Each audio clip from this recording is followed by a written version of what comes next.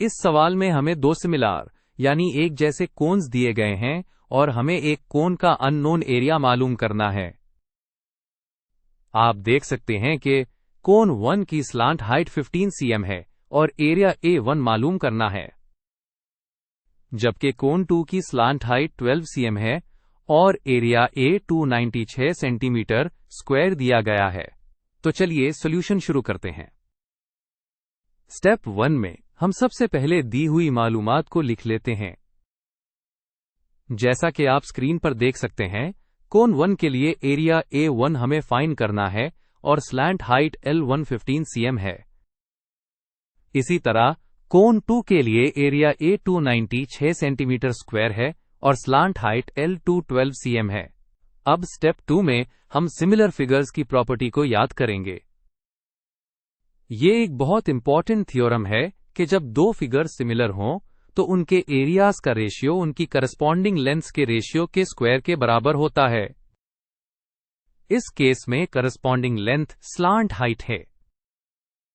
तो फॉर्मूला बनेगा A1 over A2 equals bracket में L1 ओवर L2 का होल स्क्वायर। नेक्स्ट स्टेप में हम फॉर्मूला में वैल्यूज डालेंगे। हमने अभी फॉर्मूला देखा। A2 की जगह 96, L1 की जगह 15 और L2 की जगह 12 सब्स्टिट्यूट कर दें तो हमारी इक्वेशन बन जाती है A1 ओवर 96 इक्वल्स ब्रैकेट में 15 ओवर 12 का स्क्वायर। अब हमारा मकसद इस इक्वेशन को A1 के लिए सॉल्व करना है। कैलकुलेशन को आसान करने के लिए हम पहले 15 ओवर 12 वाली फ्रैक्शन को सिंप्लीफाई करते हैं। आप देख सकते हैं कि 15 और 12 दोनों 3 के टेबल में आते हैं। तो 15 को 3 से डिवाइड करें तो 5 मिलता है और 12 को 3 से डिवाइड करें तो 4। इस तरह हमारी सिंप्लीफाइड फ्रैक्शन 5/4 बन जाती है। अब जब हमने रेशियो को सिंप्लीफाई कर लिया है, हम इसका स्क्वायर निकालेंगे। फ्रैक्शन का स्क्वायर लेने का मतलब है कि न्यूमरेटर और डिनोमिनेटर दोनों का स्क्वायर लेना है। तो 5 का स्क्वायर 25 होता है और 4 का स्क्वायर 16। इसलिए हमारी इक्वेशन अब बन गई है 1 ओवर 96 इक्वल्स 25 ओवर 16। अब हम A1 को मालूम करने के करीब हैं। उसके लिए हमें A1 को इक्वेशन की एक साइड पर अकेला करना होगा।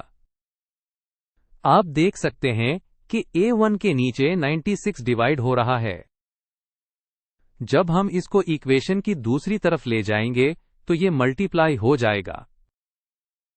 तो A1 बराबर होगा 25 ओवर 16 मल्टीप्लाइड बाय 96। चलिए अब फाइनल कैलकुलेशन करते हैं।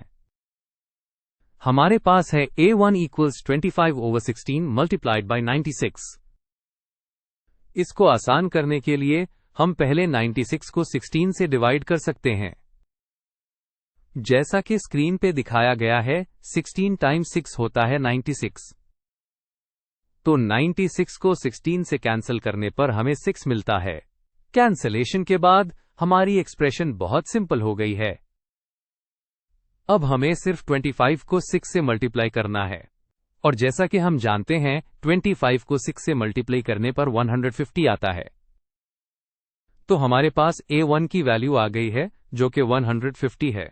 आखिरी स्टेप में हमें फाइनल आंसर को इसके यूनिट्स के साथ लिखना है। क्योंकि A2 का एरिया cm स्क्वायर में दिया गया था, इसलिए A1 का एरिया भी cm स्क्वायर में ही होगा। तो हमारा मुकम्मल जवाब है A1 इक्वल्स 150 cm स्क्वायर। तो इस कैलकुलेशन के बाद हम इस नतीजे पर पहुंचे हैं कि पहले कोन का जो अननोन एरिया था A1 वो 150 स्क्वायर सेंटीमीटर्स है।